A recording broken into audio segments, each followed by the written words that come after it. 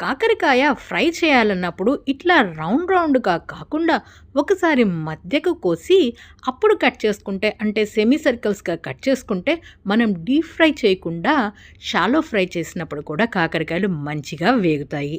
అదే రౌండ్‌గా కట్ చేసుకుంటే కాస్త ఆయిల్ క్వాంటిటీ ఎక్కువ పడుతుంది. సెమీ సర్కిల్‌గా కట్ చేసుకుంటే ఆయిల్ కాస్త తక్కువైనా కూడా కాకరకాయ చక్కగా మగ్గి వేగటానికి ఈజీగా ఉంటుందనేది నా ఒపీనియన్. అయితే ఇవాళ కాకరకాయ వండడంలో ఒక స్పెషల్ ఉంది. పెద్దగా స్పెషల్ ఏం కాదులెండి. స్టవ్ మీద నార్మల్‌గా కాకుండా ఇవాళ ఎలక్ట్రికల్ కుక్కర్‌లో కాకరకాయని ఫ్రై చేస్తున్నాను.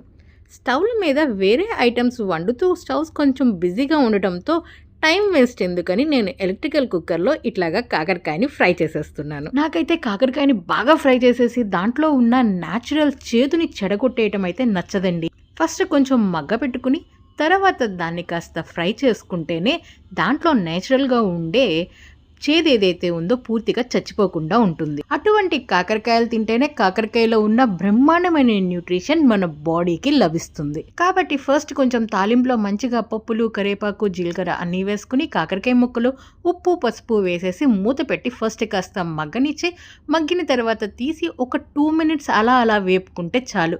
మంచిగా ఫ్లేవర్‌ఫుల్‌గా కాకరకాయ రెడీ అయిపోయినట్టే. అండ్ ఇలాగ కుక్ చేసుకుని తిన్నప్పుడే కాకరకాయలో ఉన్న హెల్త్ బెనిఫిట్స్ కూడా మనం పొందవచ్చు. మీరేమంటారు? మీ ఒపీనియన్‌ని నాతో కామెంట్ సెక్షన్‌లో షేర్ చేసుకోగలరు.